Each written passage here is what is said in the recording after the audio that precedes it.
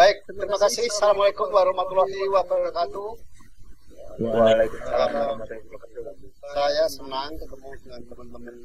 Sudah lama nggak ke Malang. 2 tahun terakhir ini nggak ke Malang. Biasanya saya ke UIN Malang beberapa kali dan ke Universitas Negeri Malang juga.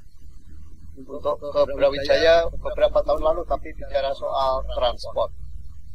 Nah, sekarang saya mau coba jelasin soal masalah liberalisasi, privatisasi, dan sebenarnya 3 hal yang berkaitan: komersialisasi, privatisasi, dan liberalisasi. Mungkin materi saya bisa ditampilkan. Baik, saya mau menjelaskan soal apa itu komersialisasi, privatisasi, dan liberalisasi. Yang saya maksudkan komersialisasi di sini adalah menjadikan pendidikan itu sebagai komoditi perdagangan, itu komoditi yang diperjualbelikan, ya, dikomersialkan. Jadi siapa yang membayar mahal dapat lebih banyak, yang bayar dikit dapat sedikit. Itu komersialisasi. Sedangkan privatisasi itu adalah pengelolaan pendidikan yang mengikuti prinsip-prinsip korporasi. Korporasi itu pasti akan bicara tentang untung rugi, efisiensi, efektivitas, dan sebagainya itu. Sedangkan liberalisasi itu adalah satu upaya melepaskan tanggung jawab negara di dalam pengelolaan pendidikan dan diserahkan kepada mekanisme pasar. Karena itu negara sedikit mungkin melakukan intervensi terhadap penyelenggaraan pendidikan. Nah, mengapa ini muncul soal komersialisasi, privatisasi, dan liberalisasi? Tentu sejarahnya panjang, dimulai dari adanya GATT, Gentleman Agreement, dan sebagainya, itu yang dimulai sejak tahun 49-an dan kemudian mengkerucut dan berubah bentuk menjadi WTO pada tahun 1995. Itulah dalam pendidikan itu tergeser kemudian setelah terbentuknya WTO itu bukan lagi menjadi domainnya UNESCO, tetapi menjadi domainnya WTO. Nah, di dalam WTO inilah pendidikan ditempatkan sebagai barang dan sebagai produk yang diperjualbelikan, begitu. Nah, di Indonesia sebetulnya proses liberalisasi itu memperoleh momentum dengan adanya krisis ekonomi tahun atau yang berkembang menjadi multi krisis pada tahun 1998, di mana waktu itu kita mengalami krisis dan negara mungkin di atasnya lagi yang menjelaskan mengenai privatisasi, liberalisasi, atasnya. Nah, atasnya lagi. Nah, ini pengertian. Nah, di Indonesia itu memperoleh momentum itu pasca multi krisis 98, karena pada waktu itu kita mengalami krisis ekonomi, sementara PTN waktu itu, PTN terbesar kita seperti UI, ITB, UGM, dan IPB itu memang menyedot subsidi paling besar dari seluruh PTN. Tetapi mereka juga punya potensi untuk dikomersialkan lah gitu. Lalu akhirnya mereka lah yang pertama kali diubah bentuknya menjadi dari PTN menjadi PT BHMN, perguruan tinggi badan hukum milik negara gitu. Nah, karena apa mereka yang dibentuk? Karena mereka ini dijual berapapun pasti akan mati. Dan kenyataannya, lanjut aja, kenyataannya waktu itu ada kursi, tidak perlu saya sebut gitu, yang dijual sampai 1 miliar dan ternyata juga laku gitu. Apalagi untuk fakultas-fakultas yang kedokteran, kalau di UI ya kedokteran, ekonomi, laku sekali gitu. Nah, jadi teorinya itu benar gitu. Ketika diubah menjadi PT BHMN, ternyata pangsanya tetap tinggi. Nah, ini dibuat berdasarkan perpres saja yang dibuat berdasarkan PP yang dibuat oleh pada zaman B.J. Habibie, mengubah bentuk PTN menjadi PT BHMN. Dan ini kemudian diperkuat dengan adanya Undang-Undang Sisdiknas tahun 2003, khususnya pasal 53 yang mengamanatkan mengenai pembentukan Badan Hukum Badan Hukum Pendidikan (BHP), dan kemudian melahirkan undang-undang baru namanya Undang-Undang BHP. Tapi waktu itu kami judicial review di MK dan dikabulkan pada tahun 2010 gitu. Tetapi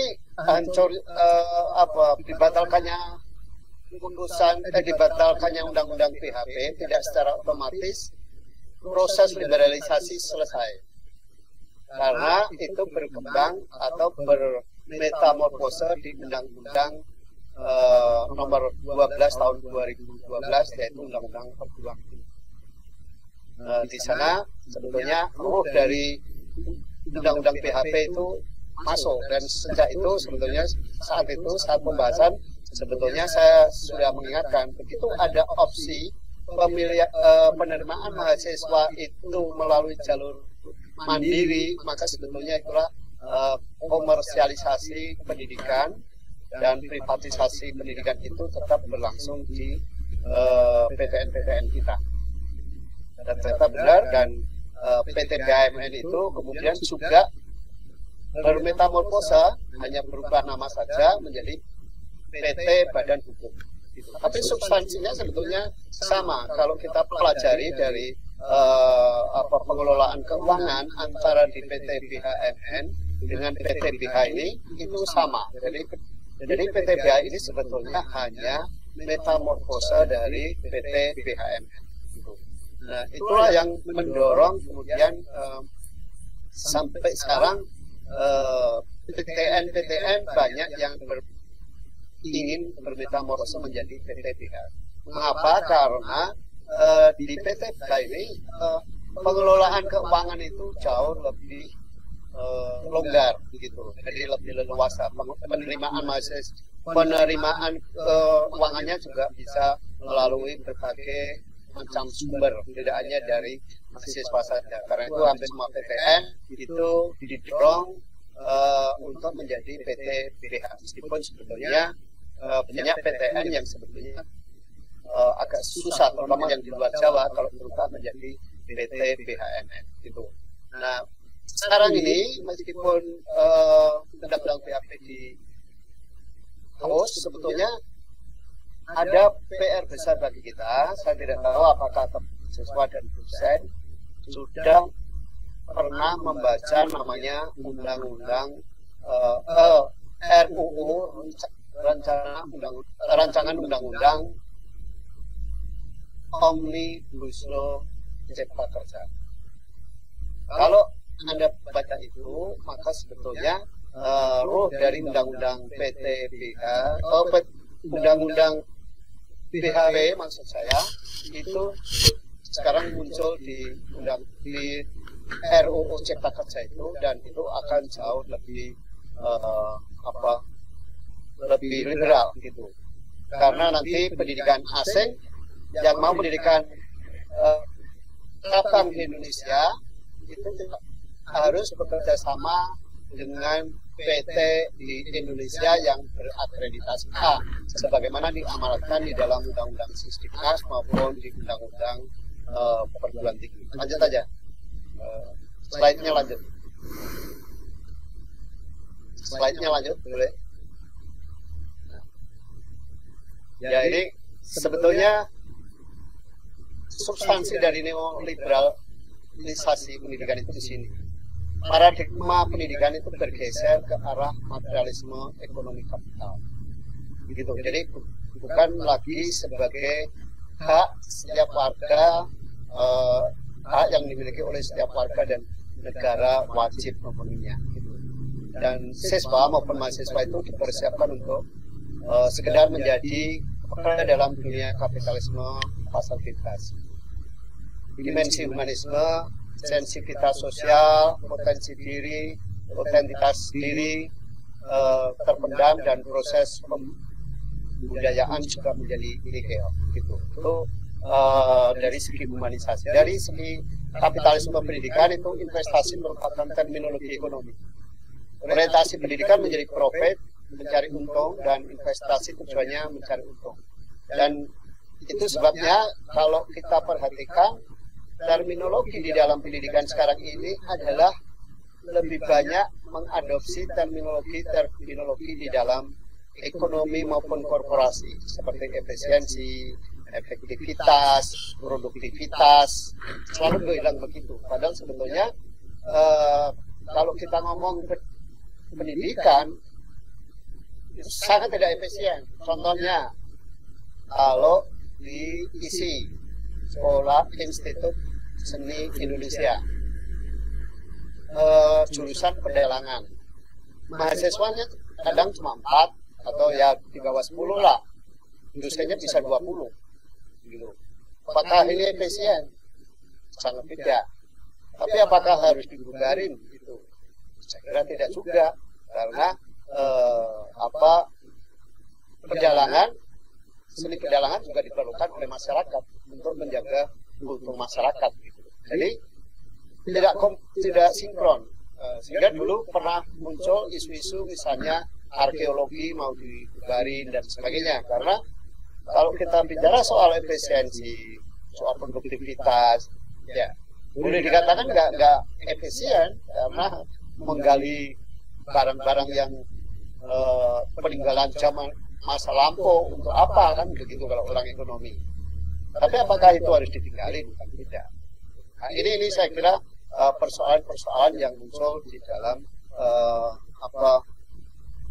dalam pendidikan kita yang mengarah pada komersialisasi, privatisasi, dan liberalisasi itu tadi.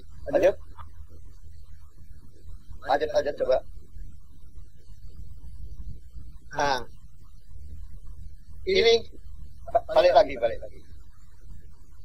atasnya, ya. Nah ini, jadi mengapa dilakukan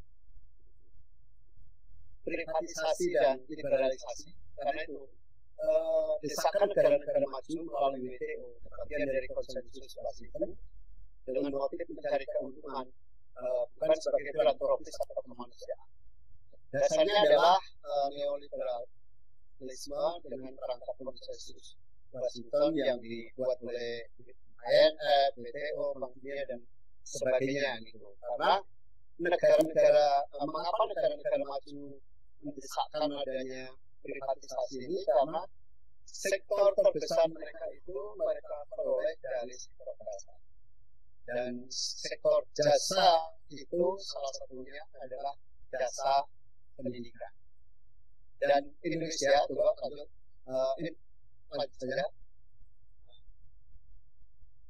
Jadi kalau kita lihat ada 3 kategori industri yang menurut WTO, ada sektor primer, sektor sekunder, nah pendidikan itu masuk di sektor tersier ini. Gitu. Lanjut.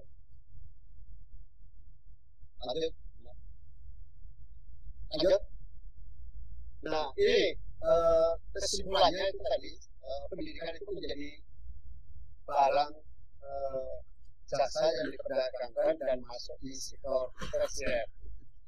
Bidang-bidangnya itu cakup bidang pendidikan tinggi, pendidikan orang dewasa, dan pendidikan lainnya. Nah ini yang saya kira yang agak problematik, karena kata layanan pendidikan lainnya ini menjadi sangat luas. Jadi ada seluruh pendidikan yang belum diklasifikasikan dan di luar layanan pendidikan rekreasi itu bisa masuk di dalam proses liberalisasi. Dan ini saya kira problematiknya bagi kita karena nanti BPO itu akan masuk ke seluruh lini, bahkan nanti pendidikan atau proses-proses itu pun bisa dimasuki oleh pasar bebas. Artinya nanti negara-negara lain itu bisa membuka kursus apa saja di Indonesia tanpa harus bekerjasama dengan lembaga lokal. Nah, ini saya kira yang membahayakan bagi kita karena pertama ekonomi menjadi tidak ada, yang kedua ya tentu akan merebut lapangan kerja bagi masyarakat Indonesia itu sendiri. Lanjut. Nah, ya ini hanya memperjelas saja bahwa Indonesia memang memiliki potensi besar untuk menjadi pasar jasa bagi negara-negara maju. Dan seperti Inggris, Selandia Baru, Australia, Jepang, Amerika itu memang PDB-nya sebagian besar itu diperoleh dari sektor jasa dan termasuk jasa pendidikan, dan itu asalnya adalah di Indonesia. Lanjut. Ya, konsekuensi dari sosialisasi itu adalah pendidikan secara legal ditetapkan sebagai tradable service dan menjadi bidang usaha yang terbuka untuk penanaman modal luar negeri. Walaupun dengan pembatasan modal luar negeri sebesar 49%, tetapi ini tetap terbuka bagi penanaman modal luar negeri. Jadi pendidikan tidak lagi diberlakukan sebagai public good yang merupakan kewajiban konstitusional pemerintah, ya seperti yang diamanatkan di dalam undang-undang, tetapi ini menjadi ya private good. Jadi ini persoalan besar kita karena pendidikan menjadi bergeser dari public good menjadi private good. Lanjut ya. Ini bentuk-bentuk kerjasama yang bentuk-bentuk atau proses liberalisasi yang dilakukan secara halus, bukan melakukan kerjasama secara riset, pertukaran dosen magang, mengajar di luar negeri, mengikuti seminar, memperkerjakan dosen luar negeri, kunjungan dosen dan sebagainya, termasuk syarat itu. Nah, dan program sandwich itu juga bagian dari proses liberalisasi dan privatisasi, karena di situ sebetulnya terjadi transfer fiskal. Itu yang sebetulnya menjadikan pendidikan itu menjadi lebih komersial. Lanjut. Ya, nah ini regulasi yang tadi yang di awal-awal saya jelasin. Jadi diawali dari PP 6199, lalu Undang-Undang Nomor 20 2003, terus Undang-Undang Nomor 25 Tahun 2007 tentang penanaman modal asing. Lanjut.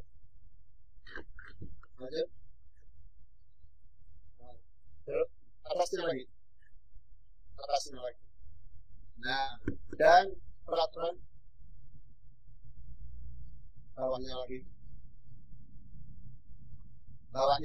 Nah, stop.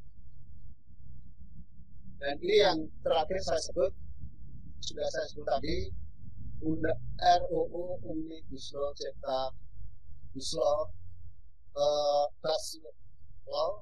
Cipta Kerja bidang pendidikan dan kebudayaan.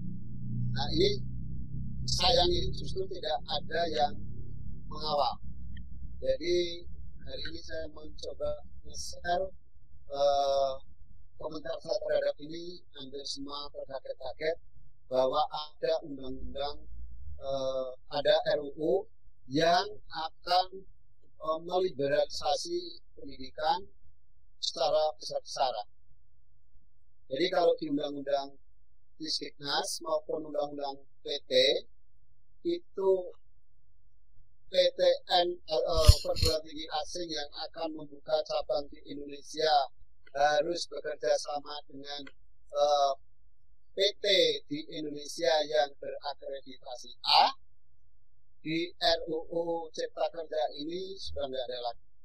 Jadi nanti PT asing ini bisa membuka cabang di mana saja, termasuk di Malang, di Jember begitu, tanpa harus kerjasama dengan PTN maupun PTS lokal. Gitu. Kalau undang-undang ini tidak di RUU ini tidak dihadang oleh masyarakat untuk dibatalkan. Nah, saya termasuk orang yang menolak RUU ini. Gitu. Saya berharap lewat forum ini nanti teman-teman mempelajarinya. Kalau tidak ada RUU-nya, nanti saya pastikan. Gitu. Lanjut.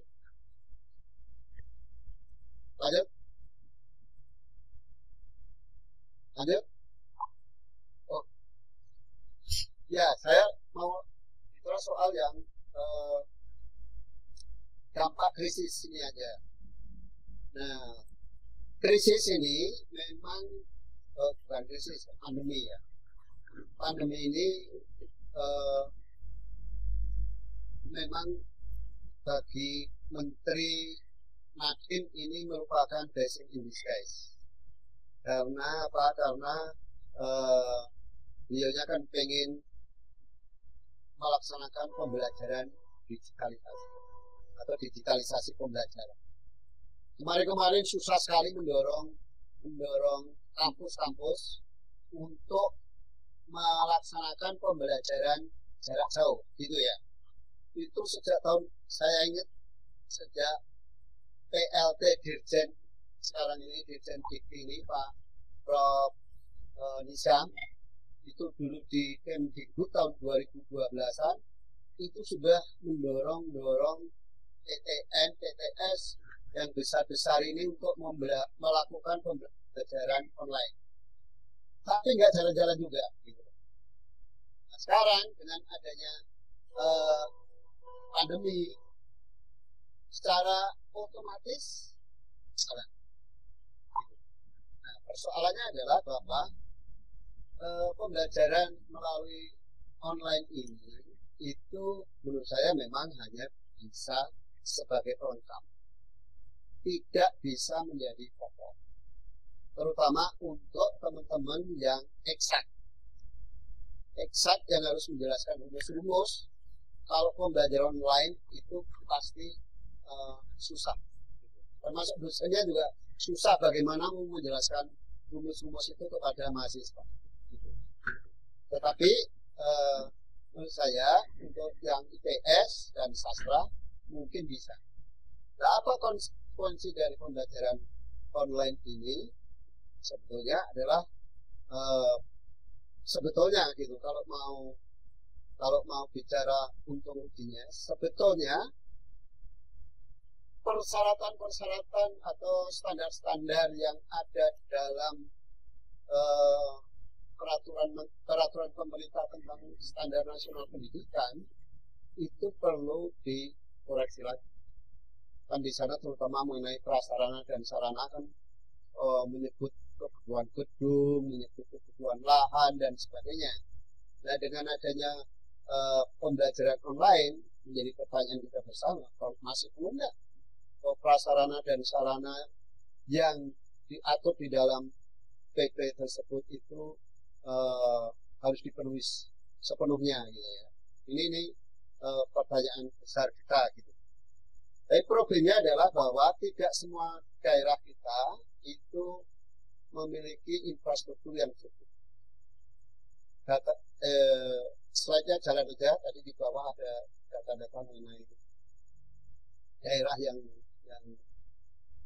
apa ya, daerah yang masih mengalami kelangkaan listrik, jaringan telepon dan sebagainya itu. Nah, ini kendalanya bagi teman-teman yang di daerah. Kalau di daerah perkotaan mungkin pembelajaran online itu tidak masalah, tapi untuk daerah-daerah apalagi kepulauan, kebetulan saya sudah mengunjungi lebih dari separuh kabupaten kota di Indonesia, jadi saya tahu banyak daerah kita itu yang masih terbatas akses internetnya, dan dari data yang ada juga kebanyakan mereka ini mengakses internet itu dari HP, bukan dari laptop. Itu datanya nampak di bawah. Artinya apa? Kalau dari HP berarti keterbatasan pemahamannya itu juga besar. Lain kan kalau kita misalnya membaca di laptop relatif lebih nyaman, tapi kalau di HP saya kira terlalu kecil. Jadi itu banyak sekali kendala yang dialami ketika kita melakukan pembelajaran online. Sehingga sebetulnya pembelajaran online itu hanya bisa kita terima sebagai pelengkap. Kalau saya ditanya prosentasenya berapa, ya mungkin 30%. Yang 70% ya lebih baik tatap muka. Karena dengan tatap muka itu pula sebetulnya proses pendidikan karakter itu bisa dilakukan. Kalau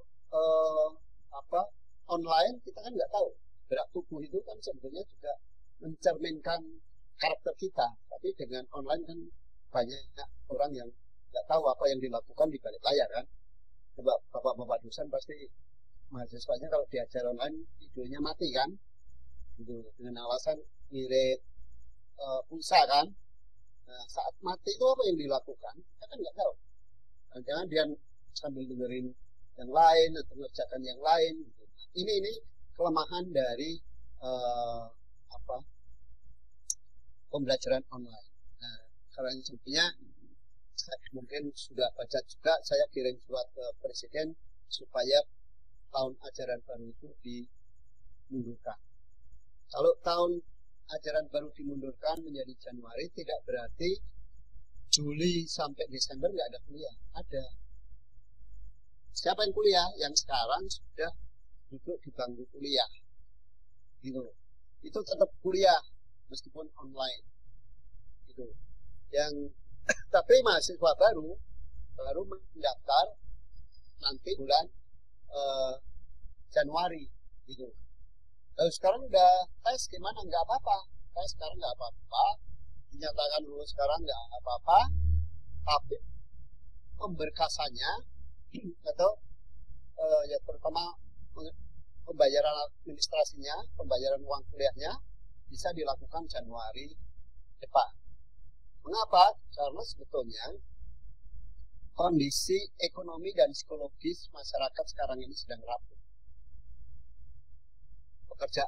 Kehilangan pekerjaan, nggak ada pendapatan, masih mikir sekolah, uang kuliah, gitu. Jadi saya kira ini beban berat bagi masyarakat.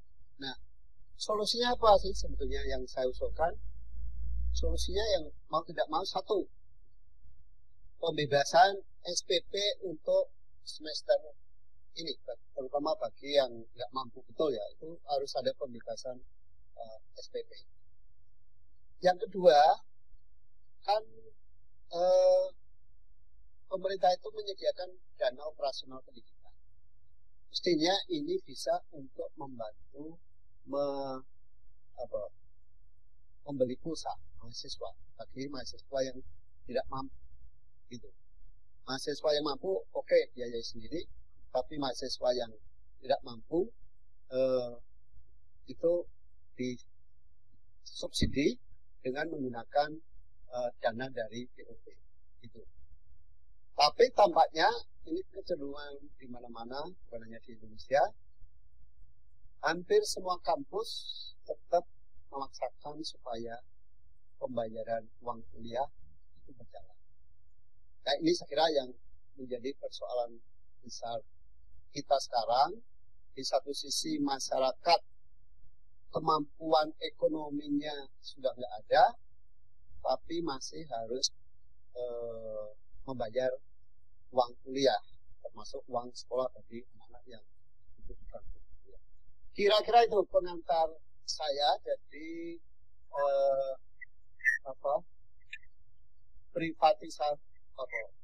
komersialisasi, privatisasi dan liberalisasi itu tidak berakhir di masa pandemi, tapi justru akan terus berlangsung terlebih ketika